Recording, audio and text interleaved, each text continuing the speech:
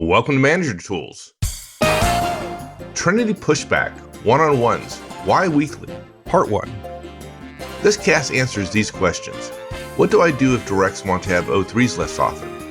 Why should I insist on weekly O3s? Should I agree to monthly O3s? Well, if you want answers to these questions and more, keep listening. Here we go. Hey folks, this is Mark. We are recording this in May, and we're starting to get a lot of client requests for on-site training. And so what that will probably mean is we'll be adding more public training as well.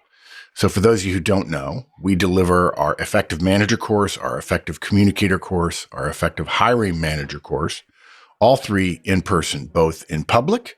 We schedule those, announce them on the website. We announce them here quite frequently. And then also clients. If you're a director or above, or you know somebody in HR and you think our stuff might be good, reach out to us. Otherwise, consider coming to a public conference. It will be the best management training you ever attend, or we'll give you your money back. Mark, the question of weekly O3s and pushback from directs has come up in the last 16 years, has come up quite frequently. And before we start, I've shared this story before, but I'll share it now just as a kind of prelude to this thing, which is the time that I decided back in an old job where we were going through bankruptcy, no fault of my own. my own, right? Such a good story. So things are going crazy. As an executive, I spent a lot of time dealing with this bankruptcy thing. And I just didn't have enough time. I was working till midnight sometimes. I just didn't have enough time. So I figured, I looked at my calendar. What can I do away with or cut back? Yeah. Well, of course. of course, I'm not that smart. So I said, oh, look at that. I got these weekly O3s. Let me cut them back to once every 2 weeks. Yeah. And I will tell you, 50% time savings. 50% time savings, right? Oh, flipping awesome. What a disaster that was. Happens all the time. An absolute disaster it was. All the benefits, not all, 80% of the benefits that I had been getting as a function of doing one-on-ones, and there are a lot of benefits, dudes, if you're not doing it already, they just disappeared. I mean, people were coming to, then they're paying you like pinging crazy. me all the time about what's going on. And in my great wisdom to do this, like the most important thing we do with folks is communicate, to cut back communications during a bankruptcy. Like, oh my God. So anyways, folks, please don't judge me. Don't judge me. That's a great point. You essentially did a nice job of contrasting two competing priorities, which is communication and workload. Mm-hmm. Right? And what we've discovered, I certainly was surprised by it, and I don't really like it, but I know the data are overwhelming. And so it's almost like saying, I don't like gravity. Well, don't test it because it'll work. It'll work every time. And one of the principles is communication is the single most important thing we do with our teams.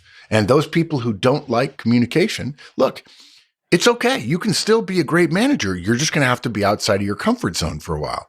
The question is, do you want to be yourself or do you want to have good results? Yeah, your ineffective self. Yeah, right? Yeah, exactly. You're comfortable, ineffective self. Yeah. And this is like saying, well, I want to be me. Okay. But, I remember years ago, I was help an executive coach a more junior executive. And the junior person who he was coaching, and I was coaching him on how to coach this guy. He says, the junior guy says he wants to get a promotion and to go to our overseas office in Hong Kong. I said, that seems reasonable. I've seen his resume. There's things he needs to do. He says, yeah, but he's not willing to do them. I said, well, how do you know that? He says, well, I've been trying to coach him, and it's that old, you can lead a horse to water, you can't make him drink. And I said, well, tell him that. And he said, what do you mean? I said, sit him down and say, look, I want to help you. I think you're capable of getting there. But you and I both agree logically, and if you want, you can go talk to HR, you can go talk to my boss. There's no way you're going to get that role without filling this gap on your resume. And I've been trying now for 3 or 4 months to help you fill it, and you're not willing to do it. Now, look, if you want the role, you got to do this, okay? If you don't want it, it's fine. Okay. If you don't want to do that thing, close the gap, that's fine too. but stop complaining about what you don't have if you're not willing to do the work. Same thing with communication. Gee, I wish this managing job was easier. Well, you could communicate more with your team. Yeah, I don't want to do that. No, okay. Stop complaining. Just stop complaining. That applies to so much stuff. Yeah, it's just, there's a lot of wisdom there. Yeah. Okay, so people are going to push back on O3. If you're doing O3s or you want to do O3s, and God, I hope you do, your folks are going to push back, unfortunately. And we think we owe you some answers, or how to approach that with your directs. Yeah, 16 years since our first one-on-one cast, we decided we'd answer some questions. I'm just kidding, guys. If you don't know, if you're a relatively new listener, we've covered lots of topics that people say, please help me answer these questions and these questions. And Mike, where this came from, this particular cast was, for those of you who hadn't heard, things are starting to open up. It's May of 2021, the year after the year that will not be named with a number, the Annus Horribilis. And I had to travel. We were going to two cities, Minneapolis and Portland, as it happens, that were actually open for business in a way that was useful for us. There were some cities we could have gone to, but they said the presenter and all the attendees have to wear masks, and you can only have 5 people.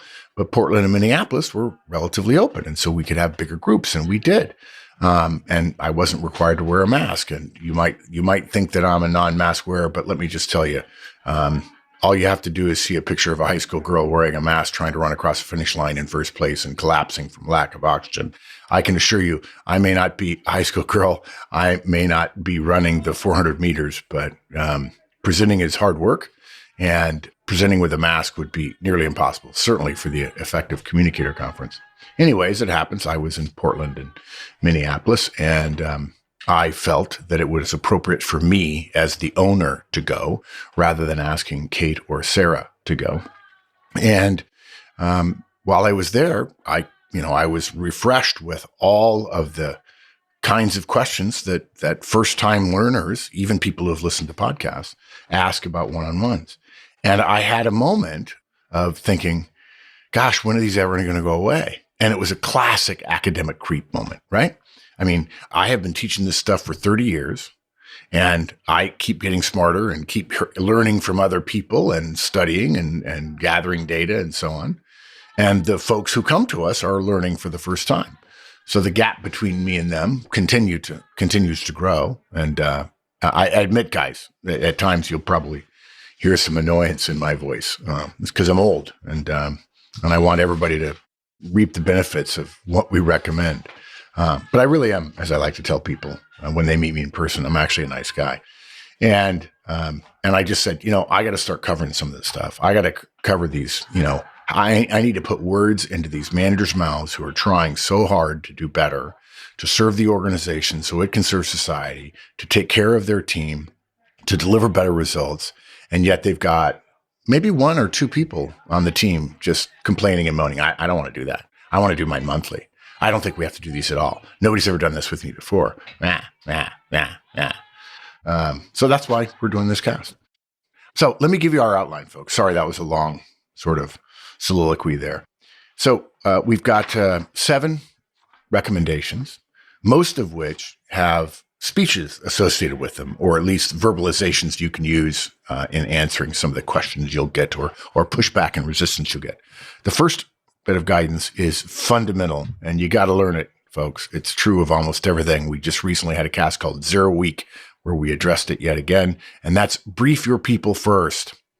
If you're having resistance to your efforts to roll out one-on-ones and you didn't brief your people, you need go no further than right there and you need to go back and brief people. Yeah, people love surprises, right? Yeah. Oh, yeah, that's so good. I want people with power over me to hide things from me and at the last minute let me know what I'm going to have to do. That's or just never tell me and just just make me figure out what they're doing and the purpose of why are they doing it. The other thing I like them to do is to have a piece of work that they know I need to do, like on Tuesday morning or Tuesday afternoon, but it's a little uncomfortable to have the conversation, so they wait until Friday afternoon to give it to me. That's always fun. It's good. I wouldn't want to stew on it and work on it during the week. I got all weekend. Thank you. Please may I have another. Second thing, don't overreact. And as Mike said, resistance is normal. And we'll talk about that. Weekly is what the data support. Monthly is a bad idea. A lot of people ask for monthly. They ask for monthly more often than they ask for biweekly. The time commitment is minimal, and we want you to have words to be able to talk about that. Let's face it, weekly is how we accomplish work, not monthly, not biweekly. And having different frequencies among different team members, which some people ask for, they can do weekly, but I want monthly. That creates problems. Okay, the first one, which has got to be the most important, folks. Yeah, it's huge. When you're going to do something like one-on-ones, just imagine the scenario. You're sitting at your desk, and like a lot of people, you might be a little bit uncomfortable. How am I doing? Am I doing well? Your boss probably doesn't give you a lot of feedback, so you're thinking, am I in trouble? And your boss says, hey, why don't you just show up to my office once a week, 2:00 Tuesday, and we'll just talk a little bit. No big deal. No big deal. We'll just, right. Yeah, right. Or, the way I've said it in the field is, imagine your boss comes to you one day and say, hey, can we visit for a minute? Sure. Look, I'd like to start meeting with you privately every week at a scheduled time. And I do that. And that's as far as you have to get into that story. And people are like, oh my God. Oh my God, right. Yeah. Oh, yeah. Yeah. Or the other one that's good. It's 10:00 on a Monday. And your boss or Tuesday, it doesn't really matter. And your boss comes by your desk and say, hey, listen, come by and see me before you go home today. End of the day. We need to talk. Now, what have we just done to the next 6 hours of productivity? Oh, we're doomed. We're doomed. And what we know is from anecdotal evidence, not data, but lots of anecdotes over the years, there is no one who will wait till 4 or 5 o'clock. No one. Right. They'll be in the office at 1 or 2. And they're going crazy, right? They're just going nuts. Oh, and then just to keep things light, they go in, they sit down in the boss's office, and they said, hey, I have a minute now. Is now good? And the boss says, sure. Oh, okay. We have to do it at the end of the day. And he sits down, and the boss says, how's it going? Doing good? How's your weekend? How's Project X? Did you get that thing with the thing on the other thing and so on? And now the direct has gone from panic to just literally, shoot me. I can't deal with this anymore. And then it turns out to be a relatively minor thing. And here's the funny thing. Everyone laughs at that, but no one seems to think that their people feel the same way about them. Oh, Mark, I don't get my boss. He's not, he doesn't communicate with me. Me and my people, though, we finish each other's sentences. Then I go down and talk to their people. Hey, Mark, I got to tell you, our boss, she doesn't communicate with us. But man, me and my people, we communicate. Oh, yeah, we're tight. That math just doesn't work. Anyway. Okay, so brief first. Look, folks, almost all of our guidance is about changing how we managers do our jobs, recommendations on how you can improve. One way to think broadly or to characterize or categorize these changes that we're recommending you make is there are changes we recommend that are about the way we do our managerial work and the work of the organization. And then there are even more specific changes to how we manage our team members. Changes to the way we do work are things like how we run meetings, how we plan communications, how we prepare and deliver performance reviews, how we create career relationships, how we relate to our boss, right? But those changes we make to how we manage our directs, one-on-ones, feedback, coaching, delegation, career guidance, performance reviews, stuff like that. These changes are almost always going to get some resistance. Look, the other ones will too when you start changing things, but these, when you start getting in people's kitchen, they're going to pay attention. And what we've learned over the years is any change we make to how we manage our directs will always be harder and take longer if we don't take the time to brief our team about what we're doing before we do it. And I've actually said that in CAST, and we have an entire CAST for it. It's one of Horson's laws.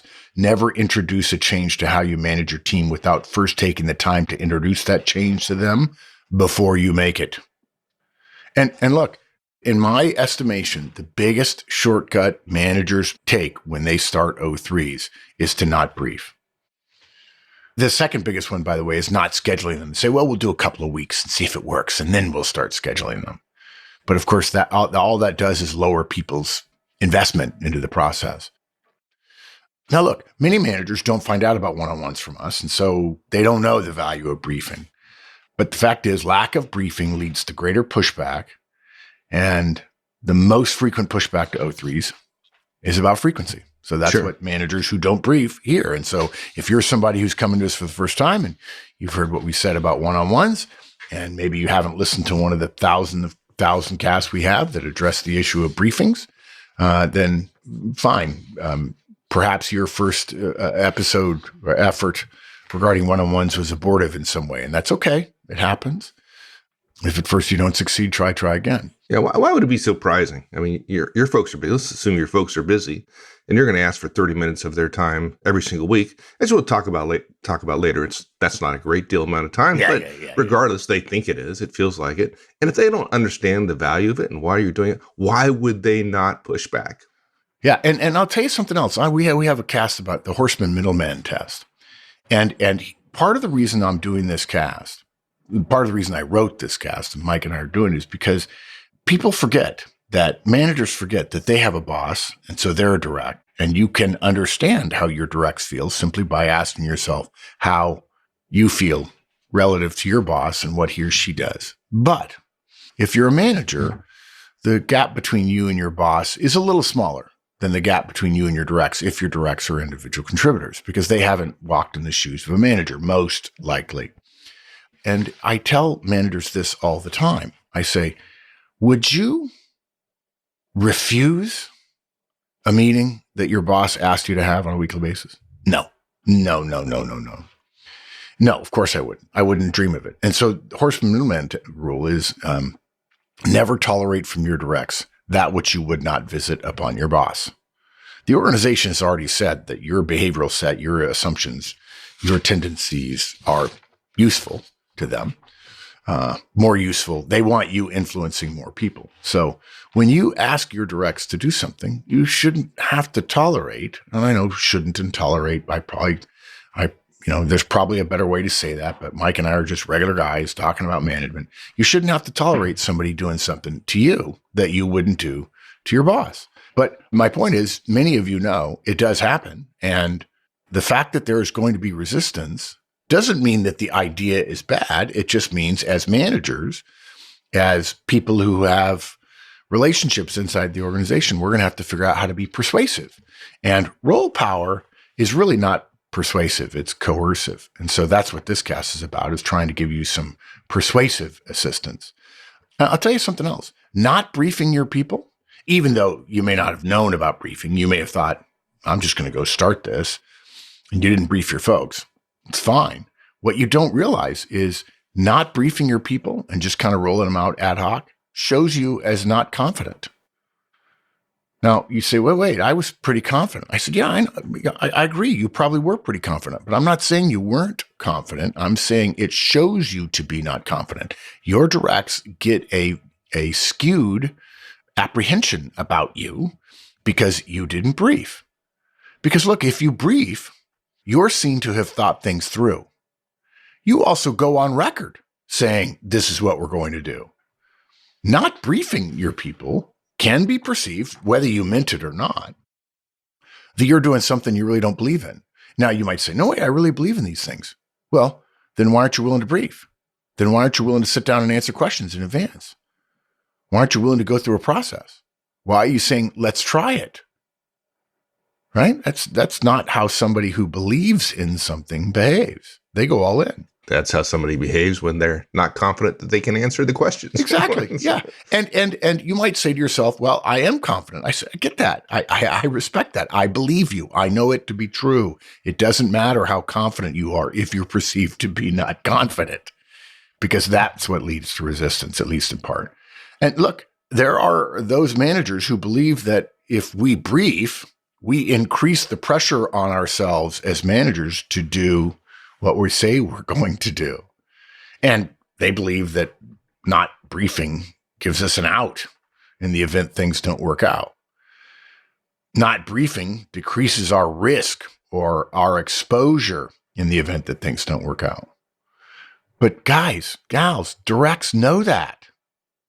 Directs who don't like change will be more likely to resist when we don't brief. Folks, if you haven't heard, on our 16th anniversary, actually close to our 16th anniversary on June 30th, of this year, we will be making permanent the changes we have made to our license regarding including some of our digital products with it. Those of you who have been with us for a while know that in light of the pandemic and what we thought were going to be serious business disruptions, and we were proven correct, we decided to include the interviewing series, effective relationships, first job fundamentals, so on, in with a license, just so that you didn't have to spend any more money than you absolutely had to, because we recommend you save money in times of crisis. And we have decided to make many of those changes permanent. If you're already a licensee, those changes will happen automatically. In the background, you don't need to do a thing other than, just hear from us. We're happy to serve you. And if you aren't a licensee, hopefully this addition of $230 worth of value will help you consider becoming an annual licensee. Okay. Next point. When they push back, which they might do, don't overreact. It's not. Yeah. It's not an insurrection, right? Yeah. In fact, it's funny. I learned something a couple months ago. I was reading a book and I realized that there are some pieces of guidance we give that are inherently destined to fail, and one of them is don't overreact.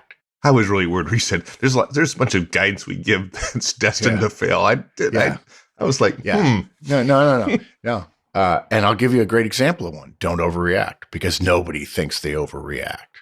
No, I just reacted. Yeah. So my recommendation is not don't overreact, underreact. Okay. Whenever you make a change to how you manage, there's going to be pushback, right? It's normal. And briefing reduces it significantly, but it doesn't eliminate it. Okay. You're not, who's the guy that, you're not Zig Ziglar. Okay. Don't assume, this is important. Don't assume that the pushback is specifically addressing what you're doing. Any change you make, other than maybe big raises for everybody, is going to elicit some negativity. When you overreact, when you get angry, when you respond a little too quickly, when you get nervous, it sends a message you're not confident about what you're doing. On the other hand, when you underreact, that comes across as the confidence born of preparation. And I didn't quite want to get more into the details here about underreacting, because I want you to have an underreacting tone when you deliver some of these set pieces that we're going to walk you through. So when you get resistance, don't worry. It's normal. It's not about you. It's not about the idea. It's always about the resistor. Be at peace about it and deliver your answer at peace. When your directs escalate, you immediately want to de-escalate. I think we have a podcast called The Medicine Ball. When somebody pushes back, it's like they're throwing a medicine ball to you. Well, if I'm throwing a ping pong ball to you, you can catch it and you don't have to move. You can reach out and grab it out of the air. When I throw a medicine ball at you, you're going to have to step back. And so when you get pushback, the way to handle it is like a medicine ball. Don't disagree. Say, okay, well, I can hear that. I understand that. I respect where you're coming from. As opposed to saying you're wrong, which is an attack. Rather, when your directs push forward, you step back. Now, you might say, well, wait, I'm the boss. I should be able to get what I want. Yeah, okay. And you can. You have willpower. You can. And at a price. And at the end of this conflict, you'll still be the boss. There's no question about that. So don't go around, telling people you're the boss. The amount of role power you have is inversely proportional to how often you think you have to use it. Mm-hmm. The more you use it, the less valuable it is. Yeah, and as an exercise, we don't have time to get into it here, but if you go back to some of our older podcasts where you talk about behaviors, right, and you're confused about underreact, just think about the things you might do in a situation. Like, for example, you might raise your voice. Well, underreact would be don't raise your voice or lower your voice. Lower your voice. You could speak faster. You might do that when you react. Well, slow your speech, right? I mean, so just think about the behaviors that play a movie in your head about somebody who's overreacting and do the opposite. Yeah, good one is you don't. If you're in a meeting, don't point at the person who's resisting. Put your hands behind your back. You don't do the FedEx pointing thing? That's so good. That's not just pointing. That guy had special skills. He did. FedEx guy. He did. Yeah. So our guidance here, and we'll give you a modern, in the last year of manager tools, I think our watchword, our tagline, our favorite phrases, when it comes to people resisting, stay frosty. Stay frosty. Okay. So you might have some high C's in your organization. And if so, you're lucky. People who like data, right? Detailed folks. Yeah. And the great thing is there's data to support that weekly works better. Yeah. When people say, hey, monthly, I prefer monthly. I prefer biweekly. Yeah. Okay. I prefer this too, but the data don't support it, right? So every time we've tested one-on-ones, folks, scheduled weekly manager tools one-on-ones outperform every other implementation. Unscheduled, biweekly, ad hoc, monthly. We've tested every one of those flavors. And for the record, I promise you the moment you do that, well, not in tech companies, not in universities, not in government. Yes, in all those things. No matter what the country, the industry, the structure, the size, or the form of the organization, or even the level of the manager, the only place that stands out is a little different is CEOs, because, CEOs. No matter what, managers who conduct scheduled weekly one-on-ones outperform managers doing any other type of O3. Now, to be clear, if you're new to us, we measure performance based on how organizations measure managers' performance, which is results and retention. So let's get to some of the verbiage you might choose to use. And of course, the great thing is if you're a licensee, you can come and get the show notes and copy and paste this speech and then rewrite it, edit it a little bit, and practice it a little bit before you go and give your briefing. So here's what you might say when somebody says, I don't like weekly, okay? Or why do we have to do these weekly? You can start with, good question. It's a fair question. And again, that's, by the way, a classic way to show underreaction. So look, you're right that weekly one-on-ones will take up 4 times as much time as, say, monthly one-on-ones would. But here's the thing. There's an awful lot of data to support weekly one-on-ones. When weekly one-on-ones have been tested against biweeklies and monthlies and unscheduled or ad hoc, weekly one-on-ones outperform all the others. Every time, in every industry, every company size, on every continent, and every type of organization, for every level of manager, in controlled studies, weekly one-on-ones led to greater improvements in results and retention. And just for the record, if you don't know, we're talking big studies, thousands of managers at a time. And if you want the details about the data, I'll share it with you. And folks, what you would do with that is you would share with them your license. If you're a licensee, your license allows you to share our show notes with your directs. Why not? Why not tell them what we've told you so they'll know what you know? Why not shorten why not? What is that? I think it's an arc, right? If you have a circle, if you have a curve and then you cut across the curve like a shortcut, isn't that called an arc? It is? It's not a tangent. It's an arc, right? Or a chord or? Yeah, chord. That's what it is. Chord. Very nice.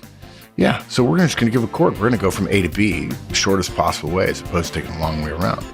So you can share our show notes with them from the cast we have called the Manager Tools Data One-on-Ones, which is page after page. It must be 30 pages long. Cool. Thanks, everyone. That's it for this week. We'll continue on this topic next week. In the meantime, have a great one. So long.